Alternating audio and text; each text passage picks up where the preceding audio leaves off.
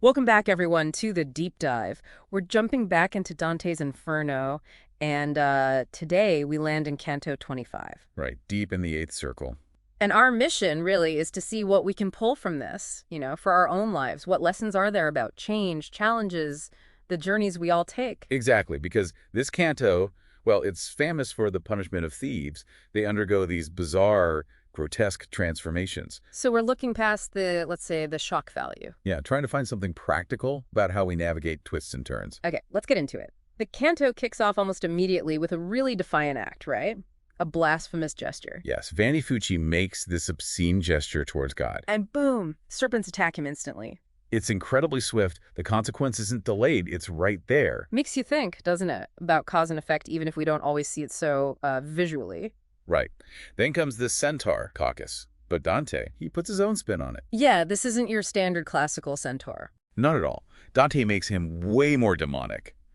Covered in serpents, and there's a dragon on his back breathing fire. It shows Dante's, well, his creative power, taking something known and twisting it for his own purpose. And just familiar things can have darker sides, maybe. Could be, but the main event, really, is what happens to the Florentine thieves, these transformations. Oh, they're unforgettable. Truly horrifying stuff. Like the six-legged serpent latching onto one soul and just merging. Merging, fusing into one monstrous form, and then the other one where a little serpent bites a soul. And they completely swap shapes. One becomes the serpent, the other becomes human-like again. It's wild. And Dante describes it all with this almost, I don't know, technical scientific detail. Yeah, it's incredibly precise. Not just, poof, they changed. He details the blending, the melting. Which really raises questions about identity, doesn't it? How much can we be altered by what we do or what's done to us? And speaking of Dante's descriptions, he gets pretty bold here. Oh, incredibly bold. He basically says, my descriptions of metamorphosis, they blow Lucan and Ovid out of the water.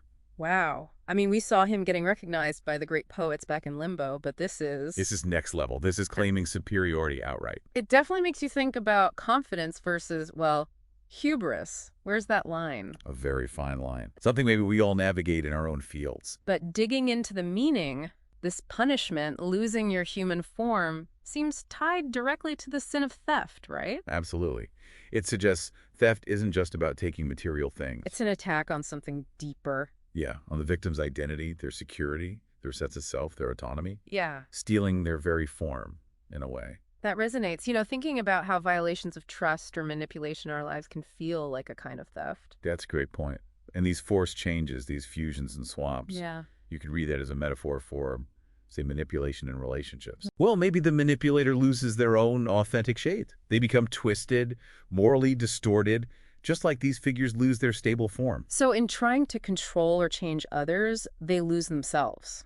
Interesting. Yeah, they sacrifice their own integrity. Yet, amidst all this horror, Dante's writing is just stunningly powerful. He's taking this nightmare fuel and making it into incredible poetry. There's that transformation again, isn't there? He's transforming horror into art. Does that suggest something for us? Like, can we find ways to reshape our own bad experiences, maybe find some growth or creativity in hardship? It speaks to resilience, I think, that capacity to learn or evolve even when life throws these metamorphoses at us. And the fact they become beast-like, covered in snakes, it's a pretty stark image of losing humanity through sin. Definitely. It shows how certain actions can pull us away from our better nature towards more base animalistic instincts. So it all fits into the bigger picture of the Inferno. Exactly. It's a stage in Dante's journey of understanding justice, seeing how the punishment truly fits or reflects the crime in a very fundamental physical way.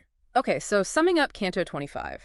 Even in this really grotesque, dark corner of hell, we find these potent ideas about identity, the impact of our actions, manipulation, resilience. And how our choices can literally shape who we become, affecting our very humanity. Themes that, definitely echo in our own life journeys. Which leads to a thought for everyone listening. Think about the metamorphoses you see, maybe in yourself, maybe in others. As life unfolds, how do challenges and choices actually mold us? And maybe unsettlingly, what forms do we risk taking on? A powerful question to sit with. Indeed. Well, that brings us to the end of our 25th deep dive. Thanks so much for joining us again.